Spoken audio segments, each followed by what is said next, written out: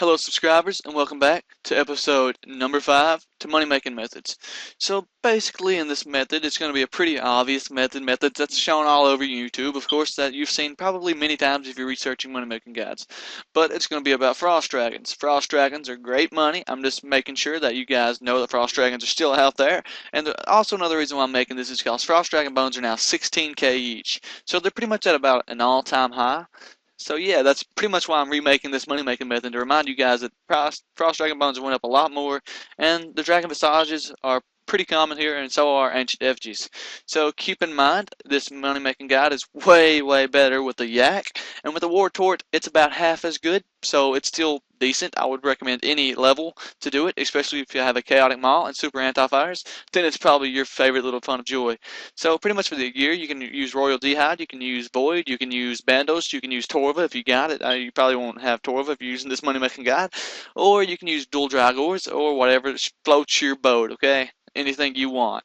Then for prayers, what you're going to want to do is bring 2 prayer potions. You see my prayer's a little low down there. I'm going to drink it up. You're going to want to use Soul Split and Turmoil just to speed up the kills, and Soul Split to heal you, but it shouldn't be a big problem. So pretty much on how to get there, you're going to go to Lodestones. You're going to teleport to Port Sarim, and you're going to wait patiently for this freaking little 20-second lodestone thing. And I'm going to tell you guys which direction to run into, because if you're 85 duns, you probably already know where to go, which is a requirement, by the way. So yeah, okay, so once you just pop up right here at the lodestone, you're going to want to run south. So now you just run south, and also, that's the inventory you're going to want to bring. 1 superset, 3 anti-fire dose, 1 renewal is not really needed. And don't forget about the little obelisk right down here. You can see in your map, and the prayer altar over here as well. So you don't really have to like just prayer up at the bank. You can just come here and do that after your first trip. So yeah, do not forget a War Tort, because that will actually hold more bones, and that'll help you a ton. So then you go down the trapdoor once you get here, after running south for a little while. You're going to want to run past these. There's pretty much no wrong turn from here. It's basically all set to stone. You just follow the path until you get down here. And frost dragons are really good experience, so they're a great place to train if you're looking for money as well. It's a win-win situation basically, and you should always do that. Okay, now once you get here, you're going to want to turn north and go over here to the little resource dungeon, which is pretty hard to miss, you know, mysterious entrance. Who knows what's in there? So before you go in, you're probably going to want to pot up, you know, get you some potions. Go on in. I don't know if anybody's going to be in here, but we'll find out. Okay, keep potionalizing. Somebody's over there. I'm going to run in this area. I'm going to turn my prayer on. Now, frost dragons have this little ability to, if you don't hit them after a little while, they can actually do a ton of damage on you, pretty much like reflecting.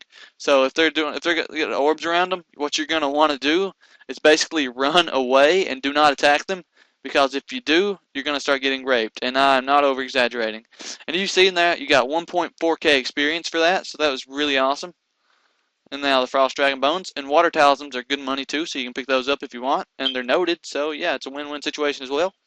And if you do have a Charming Imp, you can also bring that. Seeing as you just seen, I got green charms and crim charms on there. I'm pretty sure they drop 2 charms each. So if you have a Yak, I would highly suggest you to bring 1. But if you don't, it's not that big of a necessity. So yeah, you can just ignore that. And so yeah, you just sit here and you just kill them. And it's pretty easy. All you gotta do is spam abilities like you do everything else in Runescape. And I've pretty much not even been here for 2 minutes, and I've killed 4. So let's price check this. How about that? As I turn my prayer. Oh, prayer's not even on. Even better. Alright, now let's price check this. 4 bones in basically not even 2 minutes. Being okay, I just got aggroed. Are you kidding me? What's the odds? Alright, let me just run out of here real fast.